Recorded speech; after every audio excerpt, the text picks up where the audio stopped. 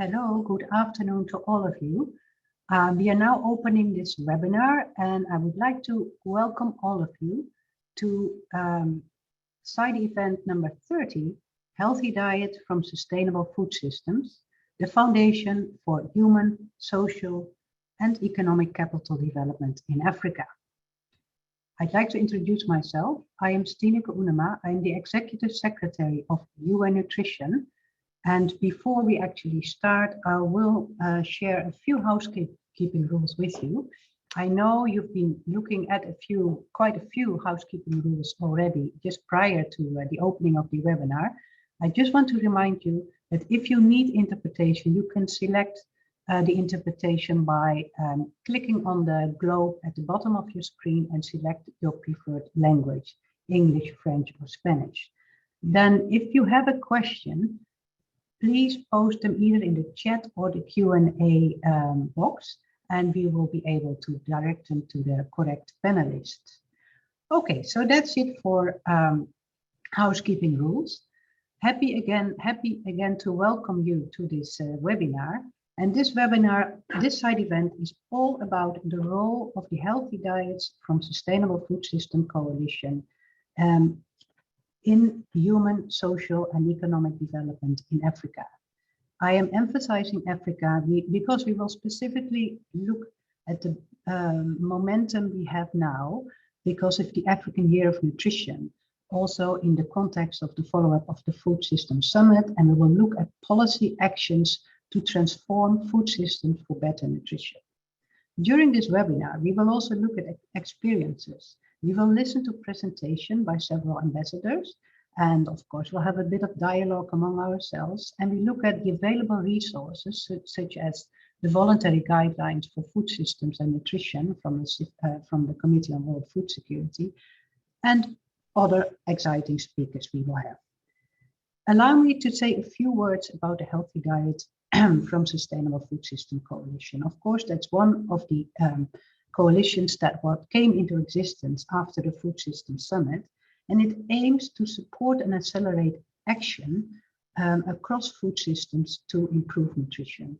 It has basically three functions. One is to mobilize and to coordinate expertise of actors across the food systems.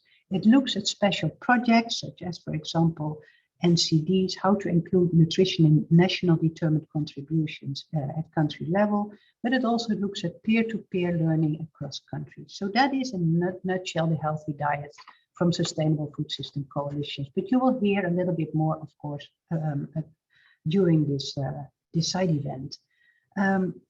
Apart from that,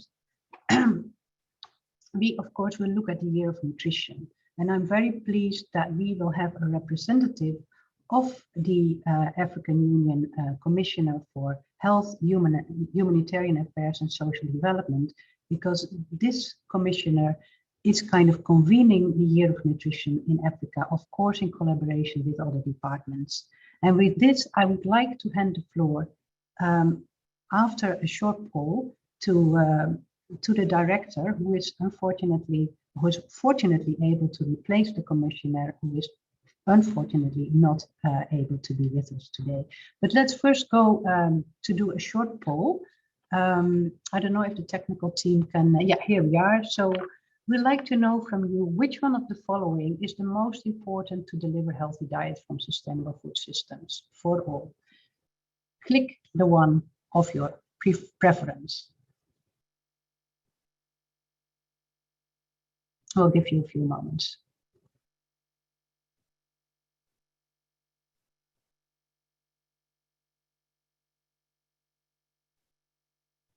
I've heard a lot about capacity development.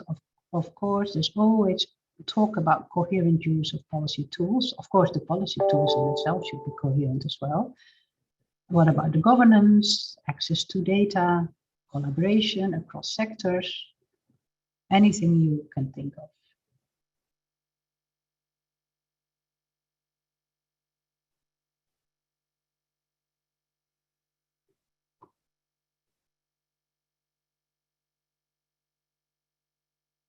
I cannot vote, but if I can influence, it's not just collaboration across sectors. One could also think about collaboration across multiple stakeholders, maybe.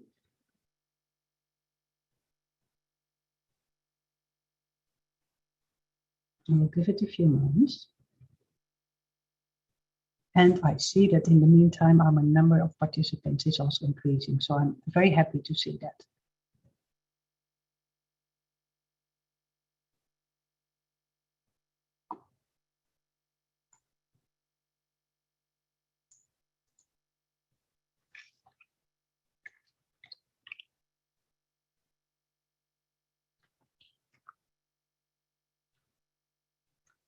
Here we are with the results. So we have a winner, it seems.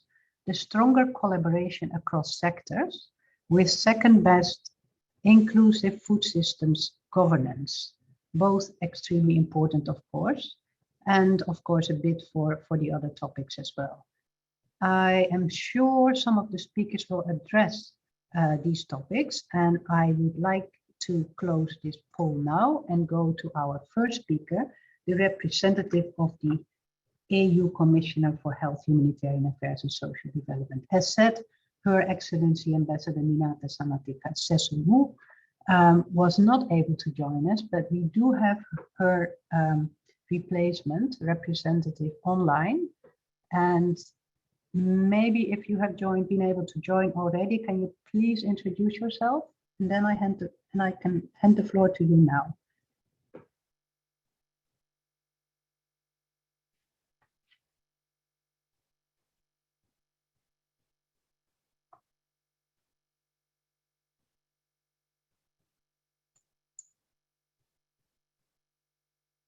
Can someone of the team confirm if Angela has been able to join us?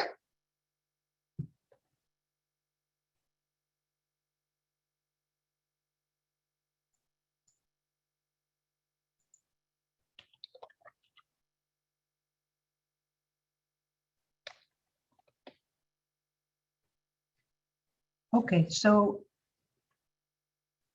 the representative from the AU Commissioner, please, you can take the floor and you can introduce yourself. And I believe you have about 10 minutes for your intervention.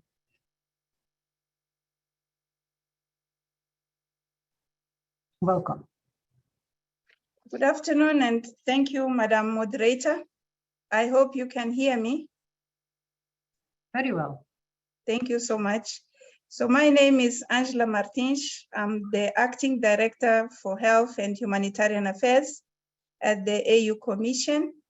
With your permission, I will read the statement of Her Excellency Minata Samati Sisoma, the Commissioner for Health, Humanitarian Affairs and Social Development.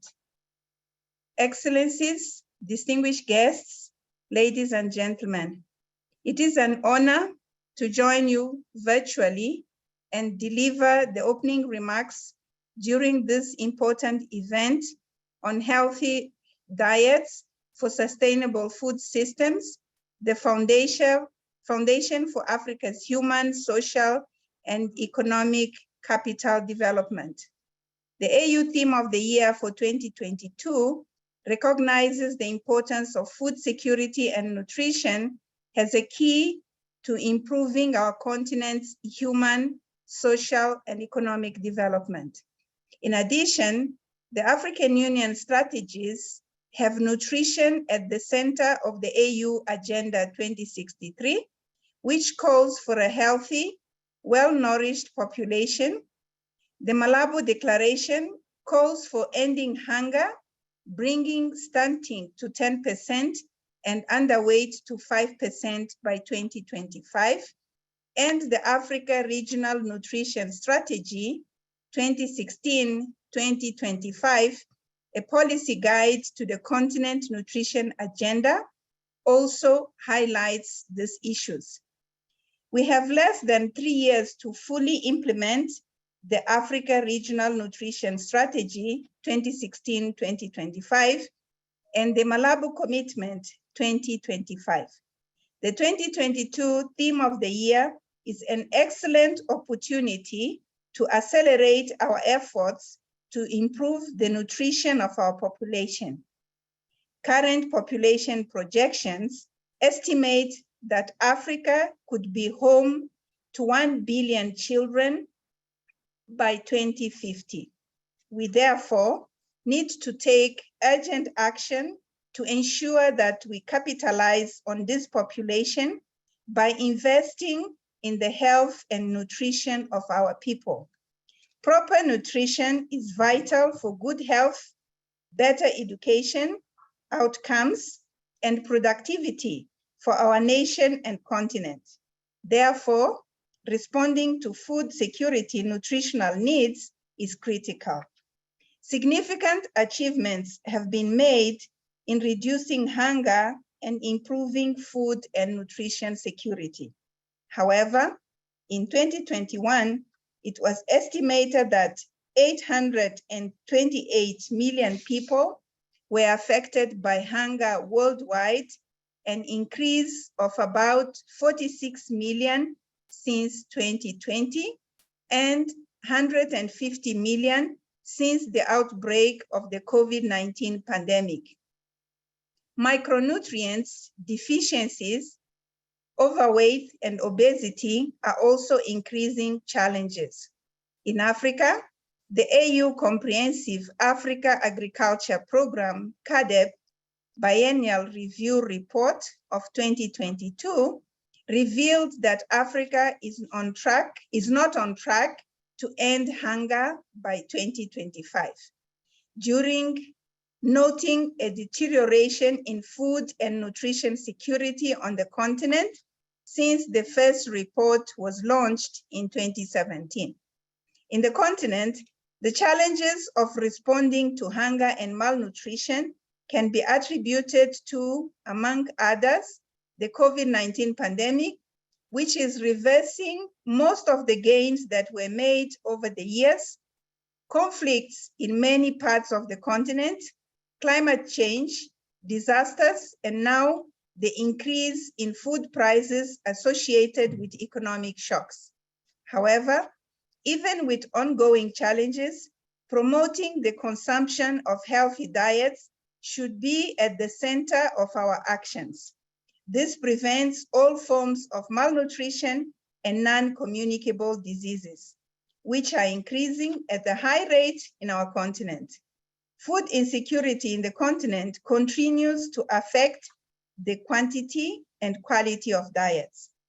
Excellencies, distinguished guests, the Commission would like to take this opportunity and call upon all stakeholders to work together to reverse these negative trends of food insecurity and malnutrition by ensuring that people have access to not only food, but nutritious foods. The recent Food Security and Nutrition Report of 2022 recommends government investments to reduce the cost of nutritious foods, which calls for investing in the availability and affordability of healthy diets, with further emphasis, which further emphasize on policies and programs for increased consumption of nutritious foods, public-private partnerships investments to ensure food systems transformation and good governance to ensure food for all, leaving no one behind. In conclusion, the vision of a prosperous Africa based on inclusive growth and sustainable development has premises in their AU Agenda 2063 will be fully realized if we act with energy and determination. The AU Commission assures continued leadership, commitment, and partnership in this regard. I wish you all fruitful deliberations, and I thank you for your kind attention.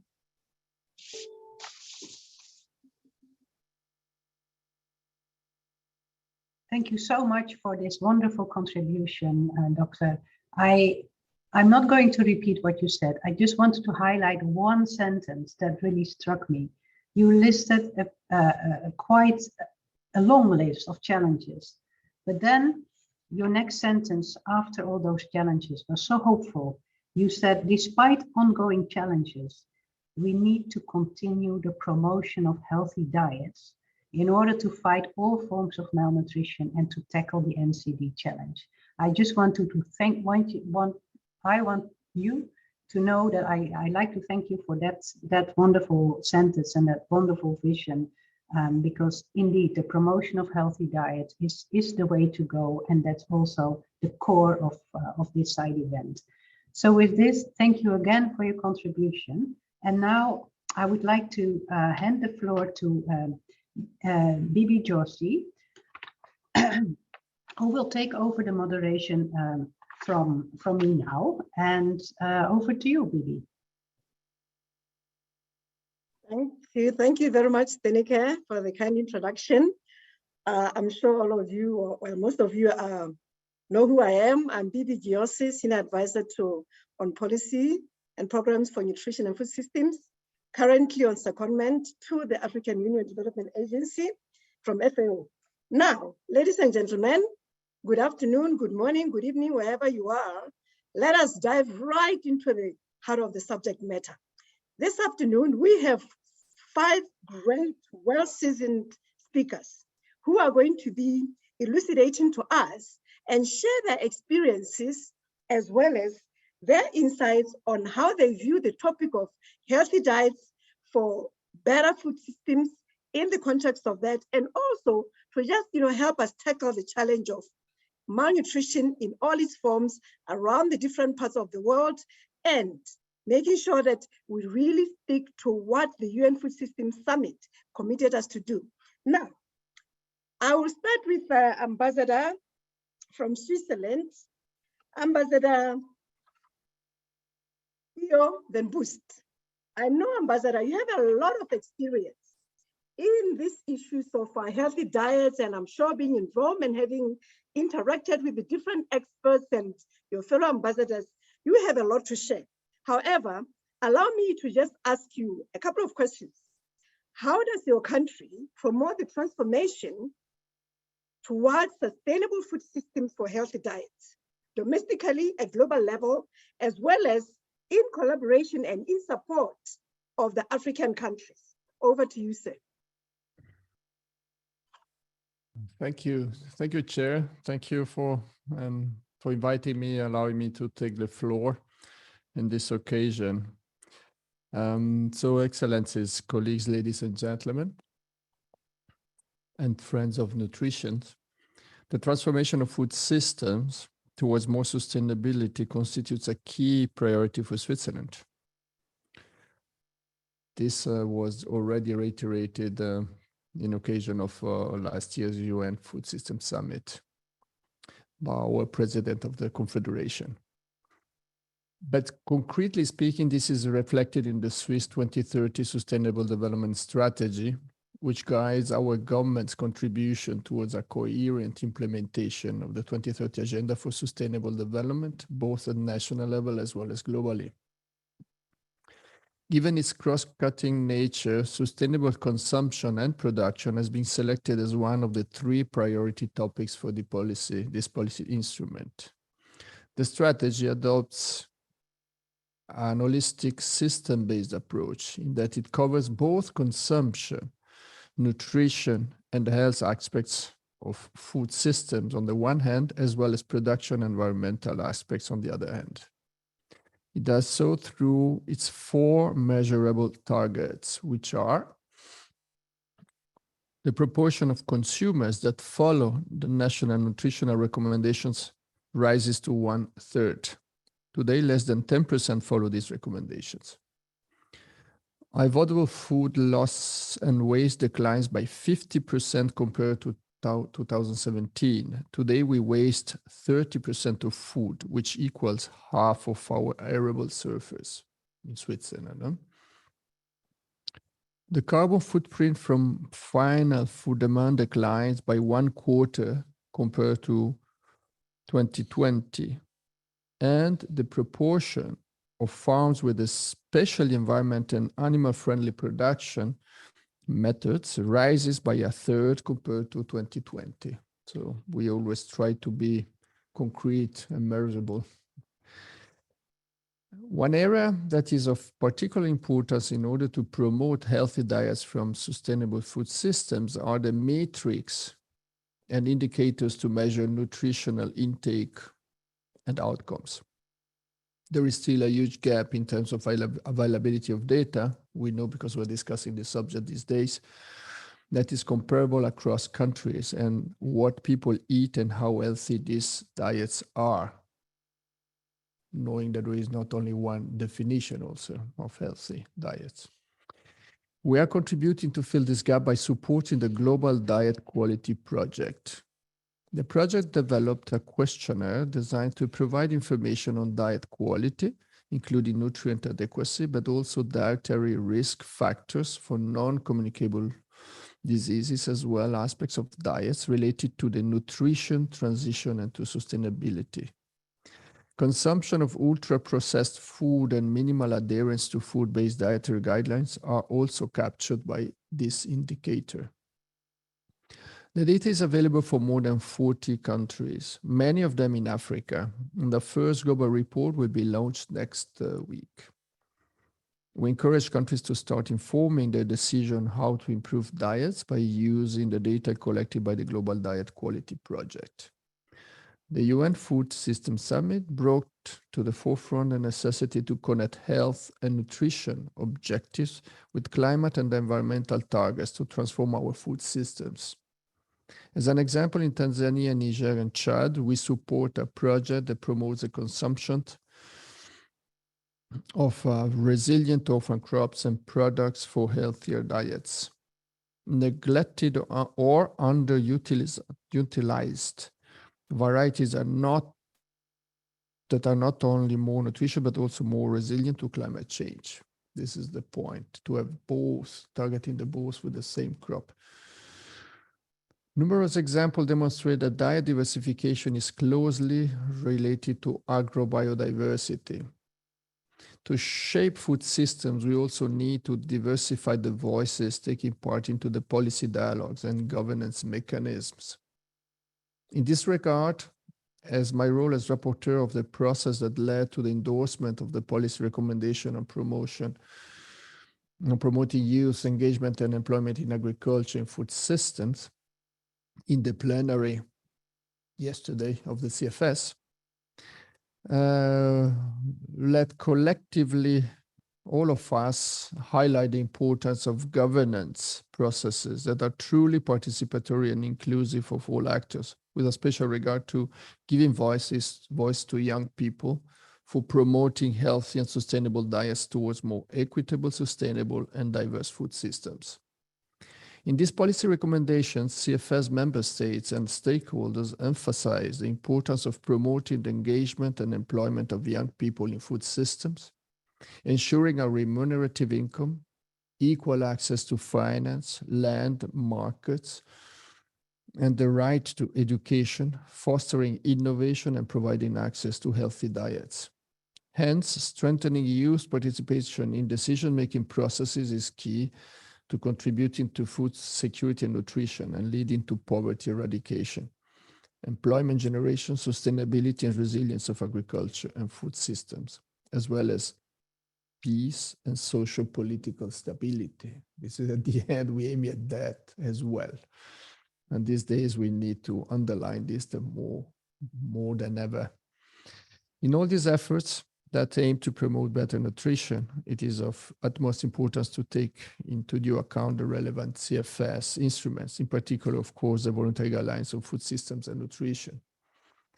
Given the current context and of multiple crises and conflicts, let me close by advocating for a nexus approach between short-term humanitarian response to food security and nutrition, coupled with actions for mid-term development cooperation and longer-term sustainability issues.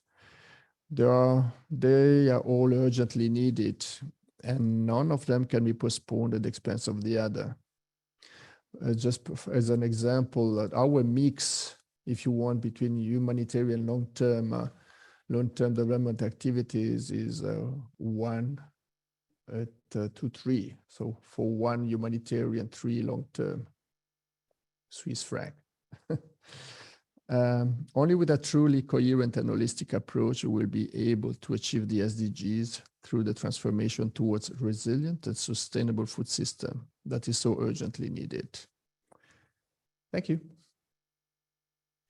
Thank you very much, Ambassador. I really appreciate how you weaved in the importance of the voice of the youth, because normally we don't seem to take cognizance of the fact that the youth are very innovative and they have a lot of solutions that can actually help us address the challenge of hunger, malnutrition, and unhealthy diets. Also, just underscoring the importance of governance. This is very, very critical, because sometimes resources may be there, but if there's poor governance, we're not going to get to where we need to get. And just also understanding the crisis that we are dealing with, whether it's crisis, conflicts, or COVID-19, whatever the gamut may be, we need to understand that there's no shortcut.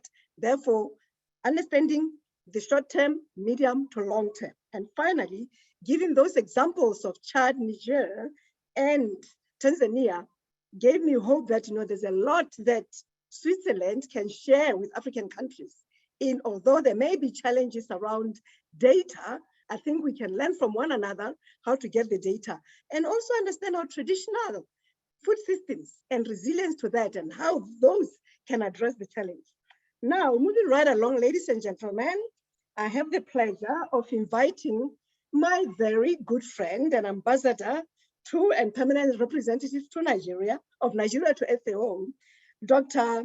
Yaya Olaniren. Ambassador, you have the floor. Is the ambassador with us? Okay, I understand he hasn't joined yet. So I'll move right along and invite one of the speakers from Ghana, Mark Atuahene, who is the health officer, Minister of Health. That I know more bar than restaurant. Correct. Can you mute yourselves in the interpretation room, please? Thank you. Now, Mark, Ghana has done a lot, in nutrition and food systems for healthy diets. Can you kindly share with us some of your experiences? And the question being here, what are the challenges and opportunities to deliver food from sustainable food systems in your country's context? And I know that Ghana, working with the youth and working with young children and women's groups, have really done a lot, and also focusing on, the different kinds of, food systems, from, fisheries, aquaculture, to livestock, to roots and tubers. So can you just highlight to us how Ghana has done it? Over to you. Thank you. My name is Mark. I'm the acting head of public health and health promotion at Ghana Ministry of Health. In Ghana, we do face quite a lot of challenges in delivering healthy diets from sustainable food sources. And some of them being quite sadly is that the workforce engaged in active farming is one of an aging workforce. And we have tried to counter that by bringing up some innovations, some programs involving women and youth. And as you said, we have the youth in agriculture, youth in aquaculture, youth in animal rearing, and we have other women groups also involved in food processing, basic food processing issues. Some other challenge, which is quite prominent, which has gained quite prominence in Ghana, is the issue of illegal mining that has actually affected much of our arable lands, our forest cover, where hitherto we used to have a lot of food produced from those, healthy food produced from those areas. But the question here now is that, how do you find alternative livelihood programs for them? And that is one thing I think the government is also tackling. One way that we have actually been able to promote healthy diets is through collaboration. Over the past years, actually, collaboration has increased massively. We now have collaboration between virtually almost all the sectors involved in the healthy food, healthy diets chain, if you might want to name it that way. We have not only from the Ministry of Health, we have from the Ministry of Food and Agriculture, we have from the Ministry of Gender, we have from the Ministry of Finance. And just last week, we had a meeting of a technical working group known as the Filling the Nutrition Gap. And they brought in all these ministries as well as academics and researchers. And then we tried to see to assess what is actually preventing people from accessing healthy diets. And we realized that what we call the minimum expenditure basket for each family varies, but there were some common factors because families, just like governments, have competing needs. They have to spend on education, they have to spend on utilities, they have to spend on communication, they have to spend on housing, clothing. I mean, they have to spend on a lot. So that then leaves quite a minimal amount for them to actually access healthy diets. And they also have to spend on health. So then comes quite a vicious cycle, because if they have to spend so much on other issues, then it means they will have little to spend on healthy diets. And the more they eat unhealthy diets, the sicker they become. So then they have to spend more on health, leaving little to spend on healthy diets. So that's one of the issues that we also realized. And then some opportunities for improving that will be community-based actions where we are trying to promote community-based farms, the planting of fruit trees by school children. And we are also on the policy level now, we have what we call the healthy school, where people are not allowed to sell SSB, that's sugar-based drink, sugary drinks on the premises of schools. So these are some of the issues that we are coming up with in terms of ensuring healthy diets for Ghanaians.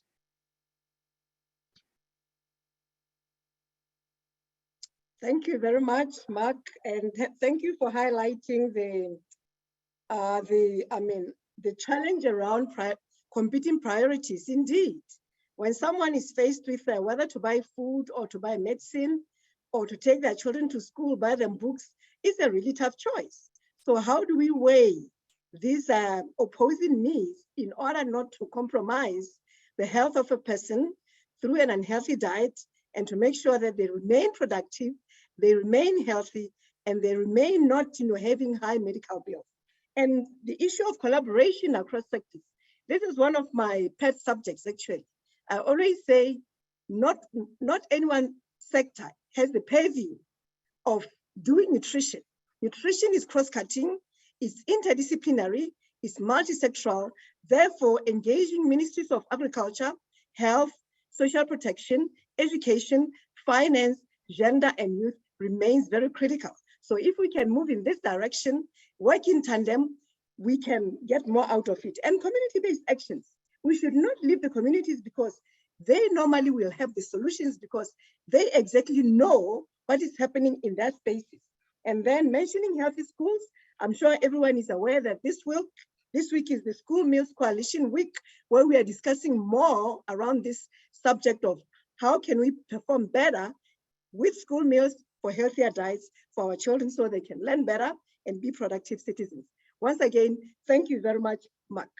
You're most welcome. Is Professor Yaya back in?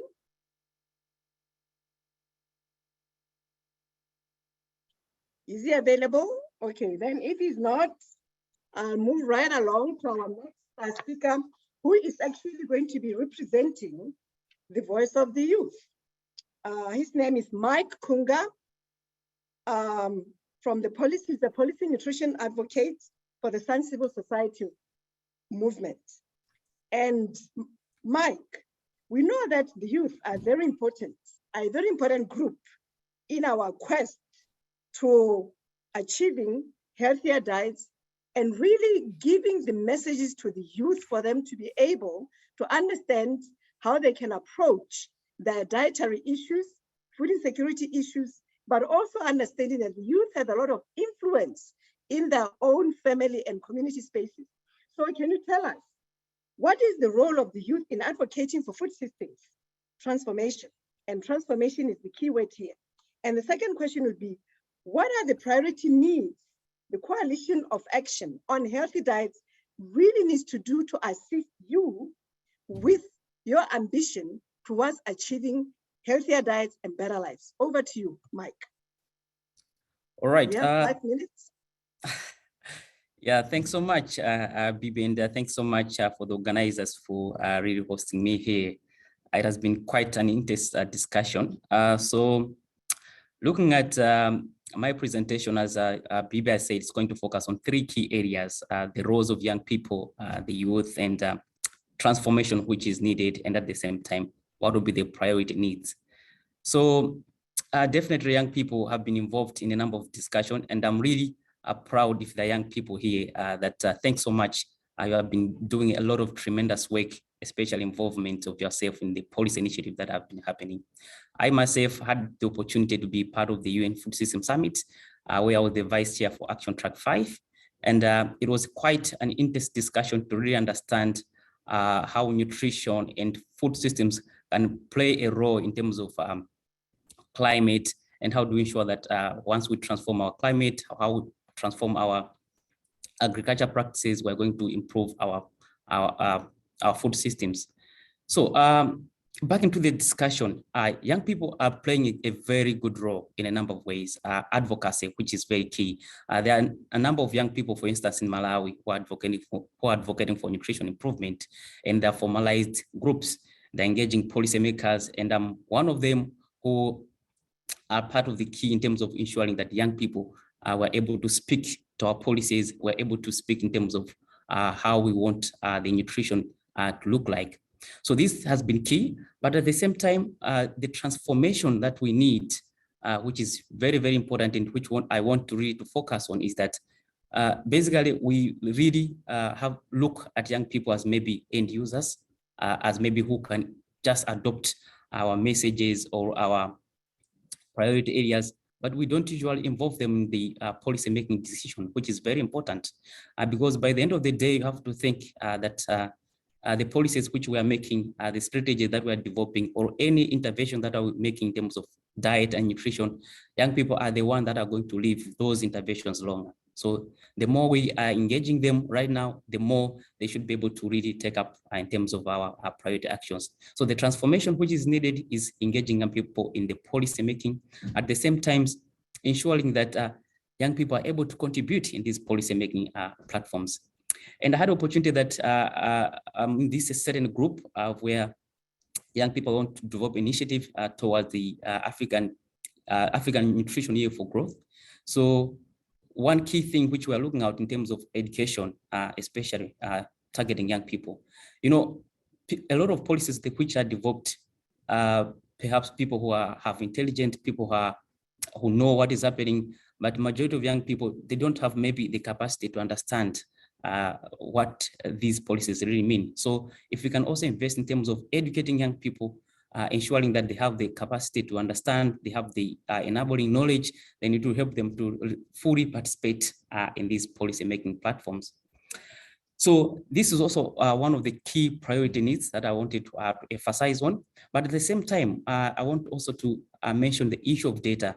I know that it was already mentioned, but the issue of data is very, very critical. You go to a particular community, for example, in Malawi, in Zambia, in Angola, and you don't really know in terms of how the nutrition situation is in that particular country, and how maybe young people can really take a role in terms of advocating for that. So once we really make sure that our data is available, then it would be very important that young people are able to take up that data and even to advocate to policymakers. So maybe these are some of the key things that I wanted to highlight, but let me maybe live with this one thing, that most of the time, healthy diet is very expensive, and this is true. And because even in schools, you find out that the food that is easily consumed by young people is food which is less nutritious. But if you want to consume food that is highly nutritious, you find that this food is very expensive. You cannot easily access it to the market. You cannot easily find out it cannot be easily found. So the food that is always available, the junk food, which are less nutritious, but at the same time, they are lower prices and easily attract young people to consume such kind of food. So we also really need to look at in terms of that. Yeah, thanks so much, Bibi. Thank you so much, Mike, for also sticking to time. I really appreciate your last point on the fact that healthy diets can be expensive. But the question to me that always resonates is, do they have to be expensive? This is where now, ladies and gentlemen, we need to be engaging the private sector in a much more robust and very, let's push the envelope to say to the private sector, can you please produce, process, and put food on the market that is accessible, that is healthy, that is safe, and that is much healthier for the individual's consumption. And then data, indeed, we have such a paucity of data across many sectors. Like you rightfully said, are there data on the nutrition situation? It may not be there, or if it is there, it is so fragmented, let alone so outdated. And do we even understand really what people are eating? I'm not too sure. So the research and academia, we need to address ourselves to this issue. And then investing in the education of the youth, because they are the carriers of the messages going forward. If they know better, they can do better, they can communicate better. And last but not least, there's a saying that nothing for us without us. So in the whole policymaking space or arena, let's bring in the youth, let's rope them in so that they can share their brilliance, they can share their ideas, because they indeed are the leaders of tomorrow. They're going to be carrying the flag. Thank you once again, Mike. Now, do we have a professor before I move on to Marcella? Okay, professor is not yet in the room. Let's cross fingers that he shall be joining us very soon.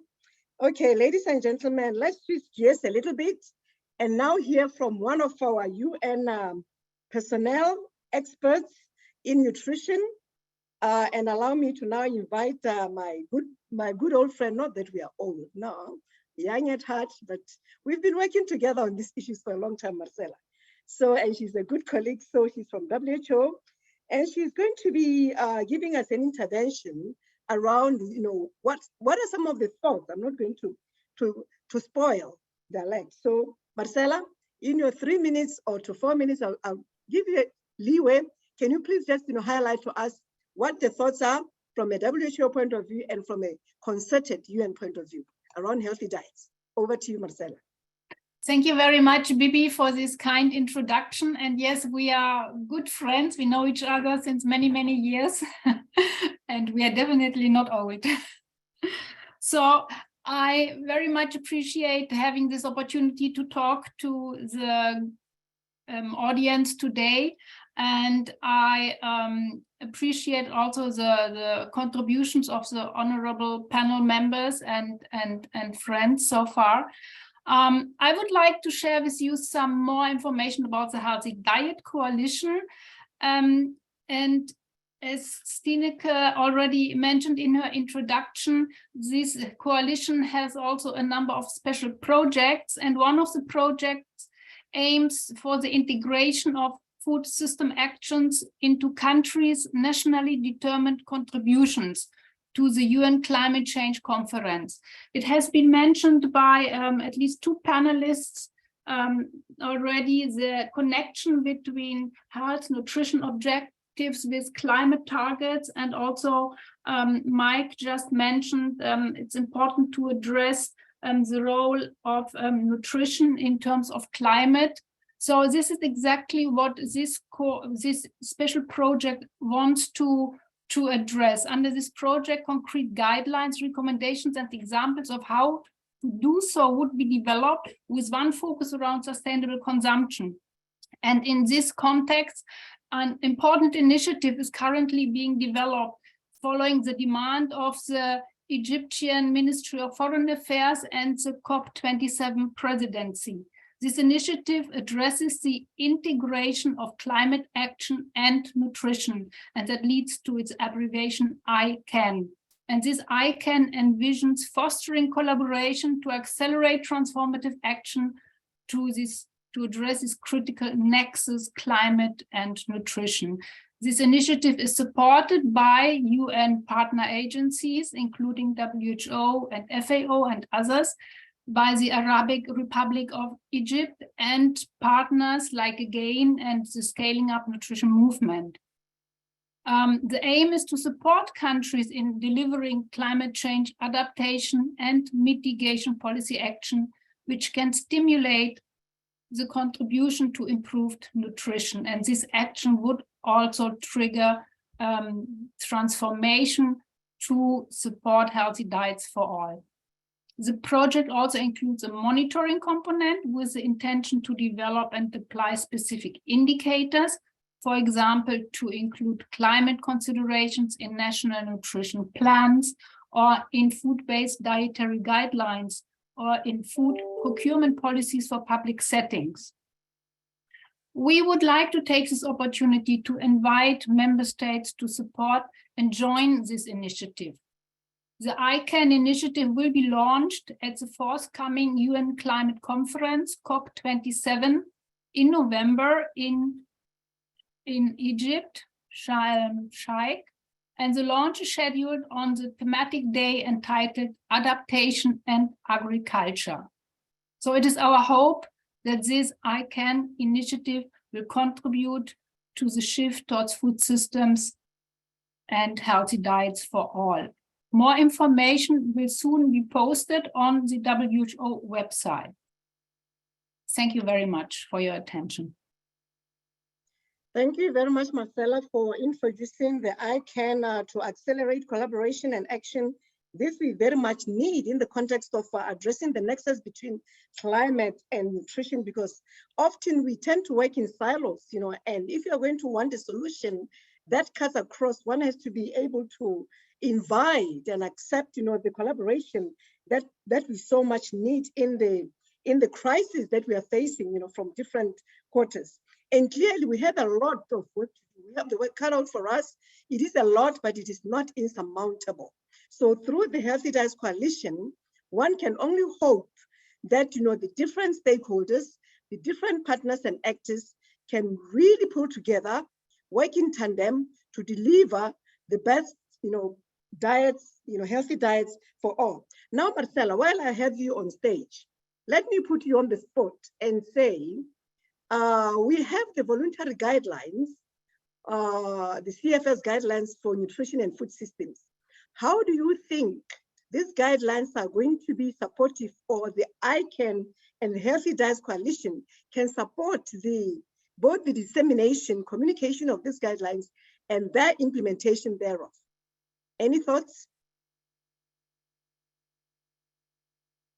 Yes, Bibi, this is a very important product the CFS has produced over the past years. And the importance is that this is a negotiated text and has a buy-in of many, many member states.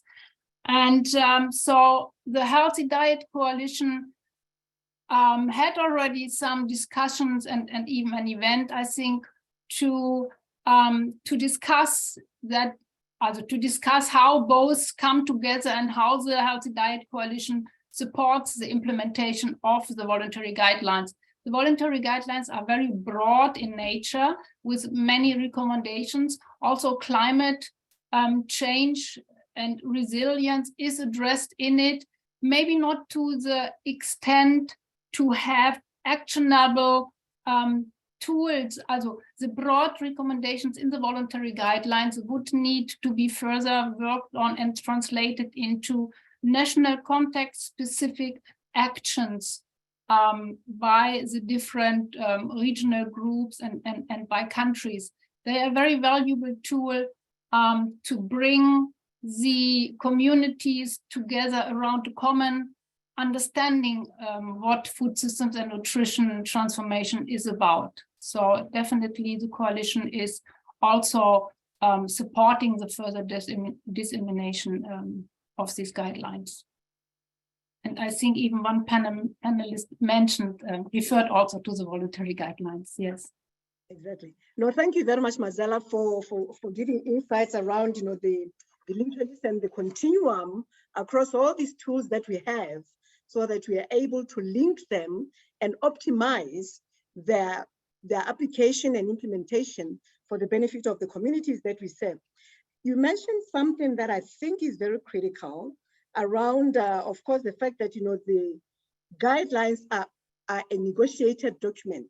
And Ambassador, coming back to you, Ambassador Pio, coming back to you, you did allude to the global diet quality, which I think is very important in this day and age. And I am familiar with it. I'm going to be part of the discussions, there next week. Can you just link in the global diet quality and understanding food sovereignty in the context of your examples, of resilience and underutilized species? How do you think we can start thinking about amalgamating these ideas and bringing them to bear from a policy perspective, from a program, and from a governance perspective? Over to you, Ambassador. Thanks. Thank you. So let me try to respond to your very specific, detailed question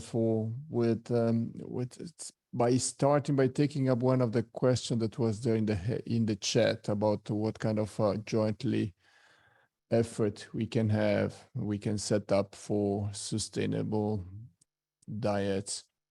And then maybe I can get to the point of the diversification.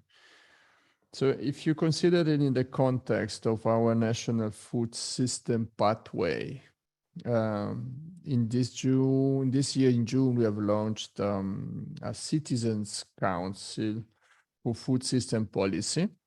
We're a group of about 80 randomly selected people that are representative of the Swiss population in terms of both gender, age group, education levels, language group, and so on, are developing through a deliberative process policy recommendations for more sustainable food systems in Switzerland, including for more sustainable, healthier, and more balanced nutrition. This recommendation, of course, the processes in Switzerland, they go then step by step to be informed than other processes. And we are currently the agricultural policy is under Swiss agricultural policy is under revision, and agricultural policy includes not only agriculture, but includes also elements related to the use of the soils, the biodiversity, nutrition, and so on. This is under the revision. Of course, and scrutiny will be also going under scrutiny within the parliament.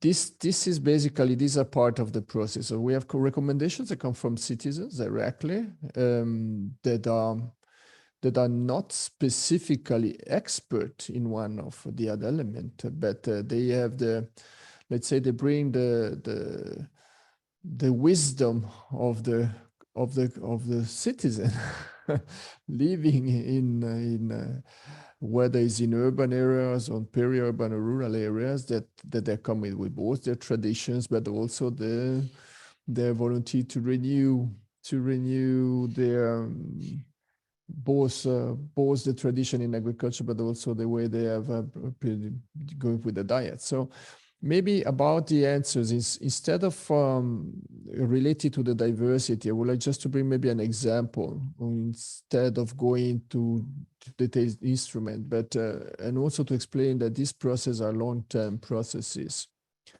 If you consider there are valleys where mountain area, mountaineering, everybody knows that Switzerland is basically a mountain country.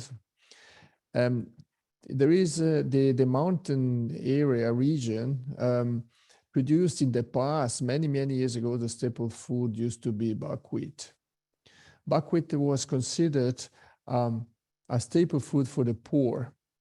And so until let's say the 70s of last centuries, the Swiss, that we were from the mountain area, we wanted to escape and almost forget about staple food for the poor, like buckwheat. And actually there is a valley, Valposchiavo, for instance, where there was 0 kilograms of this buckwheat produced anymore, which is exactly underutilized, or in this case, not even anymore produced possible staple crops typical from the mountain.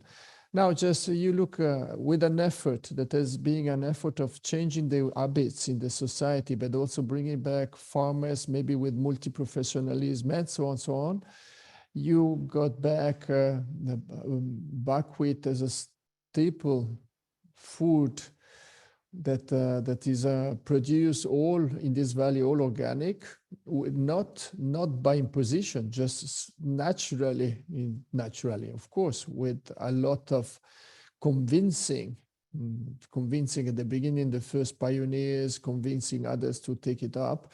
But then there was this conversion that brought that actually now buckwheat there is a main production, but it transformed within 190 different products that are not staple food only products anymore, but are higher added value products. And so these are the ways, very concretely speaking, ways that we can help inform each other and in the way we could be going ahead. I'm pretty sure that this story can be shared with many of the other countries, and they are facing the same kind of possibilities.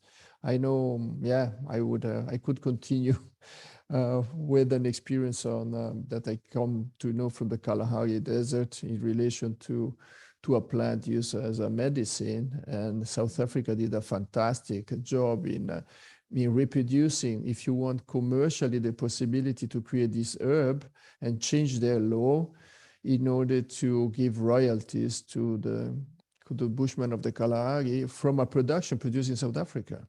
Absolutely. So these are ways to get there. Thank you. Thank you so much, sir. And I happen to be from the Kalahari of the Kalahari Desert from Botswana, so I can you very much know better than me. Sorry, I didn't know. No, that's fine. But I'm glad that you are aware to have such an example. You mentioning the buckwheat as a poor people's food.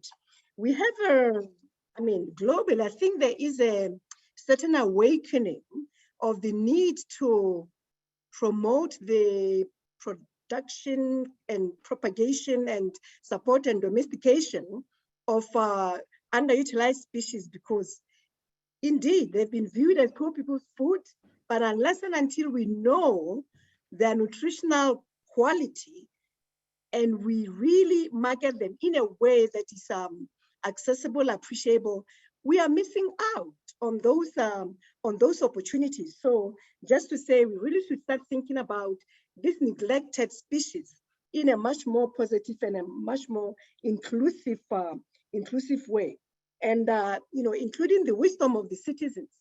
Sometimes we want to parachute solutions from above without really asking what are the issues on the ground and what solutions the communities have. And if you do that, you get much more out of your conversations and out of your solution seeking, so that it is a co-creation of solutions instead of just a one-sided situation.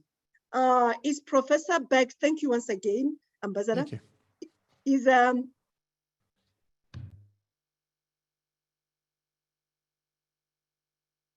quickly go to Q&A. If not, let's quickly go to Q&A. I saw a question on the chat as to relating, I think it's from Flore, relating to conflict management. So the conflict of interest. So how do we manage conflict of interest? And this question can go to anybody, Marcela, or you, Ambassador, or the youth and from SAN. And then the next question was how to make healthy diets more accessible and affordable. This is a question that is forever going to be haunting us. So let me start with these two questions, and any of the speakers can jump in. Over to the speakers. Marcela, you want to give it a shout? You want to give it a hit? Thank you, Bibi. Yeah, I was just thinking, as far as I know, I must say I'm not the focal point for the Coalition on Healthy Diets in our team. There are others, but as far as I know, the coalition is working on this issue of engagement, engaging different stakeholders. There's a process going on. I can share some concrete example from the work in WHO. You know, WHO had developed some years ago some guides, some guidance on preventing and managing conflicts of interest in country-level nutrition programs. And there is a roadmap being developed in the American regions, in our PAHO region, as specific to that, and maybe that could inspire also colleagues in the African region to do something similar. I can share the link to this in the chat, which is the link to the roadmap for implementing the WHO draft approach on conflict of interest managing in nutrition programs, specifically for the American regions. So maybe that could be my contribution to this question. Thank you. Thank you, Marcella. If you can share that link, that would be most helpful for the participants. And let me just tease the brains of the youth. How do you think we can make healthy diets more accessible and affordable from your perspective as the youth, and as people who are really active in communities? So either Mike or Mark can take this one. Over to you. And you both happen to be from Ghana. Mike, you want to take a step? Yes, I think I can take a step, and thanks so much. So making healthy diets sustainable, I think that was the question, yeah? Mm-hmm. Yeah. Accessible, okay, sustainable, accessible, affordable, and things to do with that. So number one is to really understand what is healthy diet. Of course, it's context specific because a healthy diet for me in my country might not be a healthy diet to someone, but by the end of the day, we want to make sure that that diet contributes to the healthy improvement of that particular person. So the first critical thing is let us make healthy diet cheap. Let us make it cheap so that everyone should be able to afford. Despite that, most of our African diet is more of our local production from the way we produce. So we can take it back. Perhaps our production system sustainable if we can look from that particular angle. So let us support young farmers or growers who are making local available food on the market. Because if we don't flood the market with the local available food, which is healthy, then the market will be flooded with exotic food, which is unhealthy. So that would be the number one key thing. So we improve the market system, we improve agriculture practices of local growers, but at the same time, we create awareness, because I think awareness is also a very critical thing. Make sure that young people in the schools, in the communities, they're able to get the information about the diet. They're able to see the labeling on the food, that this food is of good diet, because there's a lot of food that have no labels and people are just consuming that food because someone online is consuming that particular food. So our diet is not healthy because of such kind of things. So maybe these will be my few quick away things to highlight. Maybe Mark should come in from Ghana. Mark, you want to add it? Yeah, I would like to take it from a more holistic point of view. As I said in my submission earlier, you know, just as governments have their priority, conflicting interests, not conflicting interests, but competing interests actually for scarce resources, so does the individual and the family also have their competing interests in terms of health, education, utilities, and the likes. So what we have done as a country is to institute certain programs. For instance, we do have our National Health Insurance Scheme, which seeks to cushion people in terms of seeking for healthcare. And that's one area which has helped in reducing the out-of-pocket expenditure for health. And then also the government has instituted some educational measures, such as the free high school measure, that also seeks to reduce expenditure on education, thereby freeing up some revenue or funds for families to access other services. And there are other initiatives such as what we call the school feeding program, where children in the elementary schools get a hot meal a day. And then, but that also has some problems, because the funding per head per day for the children is somehow inadequate, and that is what we are seeking to remedy by having these community farms, these school farms, so that the schools can offtake from the local farmers to feed the schools, and then the local farmers can also be assured of some constant source of revenue, and that will also drive the prices down, give the local farmers some money to also cater for some other local needs themselves. And then, of course, there is what we call the syntax, and that is what we are pushing for. Increased taxes, massive increase in taxes on things like tobacco, things like alcohol, things like SSBs, that is sugar sweetened beverages, where that revenue can then be ring fenced and then put into health interventions, where then you reduce the burden of health on the individual and the family, thereby freeing up the revenue for the healthy diet and other issues that will ensure their health. These are my initial comments for now. Thank you very much, Mark. You see, I told you people that the youth have solutions. So we've gotten to very complementary perspectives in terms of how we can improve or how we can make healthy diets accessible, affordable, of course, safe and sustainable. So market systems, local, growers, awareness raising, information and data and labeling. And then from the other side, looking at the macro approach, looking at what are the competing interests and how can we minimize the competition and have complementarity. National health insurance schemes, how do we make sure that citizens have access to this so that, the disease burden can be lessened or can be managed and mitigated. And of course, the school meals programs are a very critical entry point, using the school environment as a way to promote healthy diets and teaching the young kids how to eat, and for them to be also messengers to their own families when they get home. So thank you both very much. Now let me just pose one last question going back to you, Ambassador Pio. In your view, there's a movement around wanting to, what I can call, going back to the basics vis-a-vis our dietary approach. Someone mentioned the dietary transition.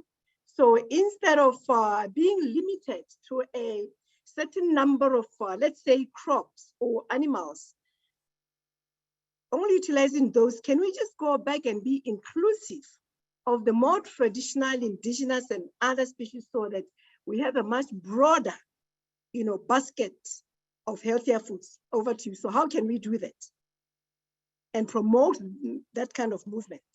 Over to you, sir. Thank you. Thank you for this question. So just yesterday we had a group of young ones that when we were in the plenary of the CFS at FAO endorsing the policy recommendation of youth engagement in agriculture and food systems, in the hall there was an exhibition that is being supported and sponsored by the Swiss mission, with young ones that are showing that the future ready is in the making, exactly in the direction that we are talking. And actually we had a conversation also with the ambassador of Uzbekistan, speaking about renewed traditions.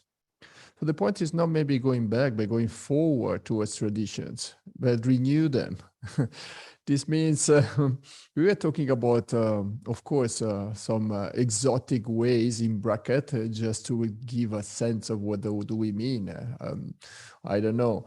Insects, edible insects is something that is in the culture of several countries for thousands of years, if you want. Take Switzerland. We didn't have a legal basis just 10 years ago, and there was a young one that after reading, and he was 23 years old when he started, and then when he went to he read a document of FAO about this, and he decided to embark in this, producing insects for food.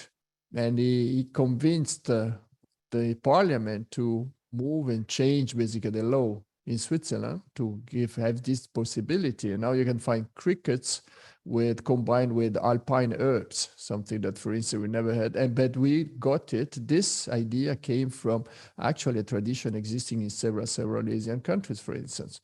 Or another one, from Uzbekistan, they say, okay, they are blending the tradition of ice cream produced in Italy with saffron produced in Uzbekistan, and they came up with a saffron ice cream. So I like to speak with examples. So actually the idea is not just the traditions, but renew traditions, because traditions were not necessarily in the past considering the sustainability of the food systems, because we didn't have such urbanized high numbers in population or of climate change problematic and so on. So traditions, sometimes we would cook for a fantastic meal, but maybe that would need to be cooked for 4 or 5 hours.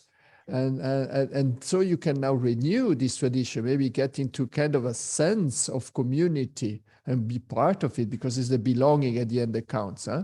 In a society. So basically transitioning from, let's say, long cooking hours, but while preserving the nutrients and shortening the cooking time, so that you also expend fuel in the process. And Absolutely. Even the person's energy and time. So there are a lot of these possibility like this. Thank you very much. Absolutely. From my own vision, now we have the wild Mopani worm that is very nutritious, high in protein, high in vitamins and minerals, and now it is being commercialized and people are really enjoying it. We are exporting it, so lovely. Let me just, at this juncture, I'm conscious of the time. Thank you, Ambassador Pio, and thank Marka, and thank Mike, and thank Marcella.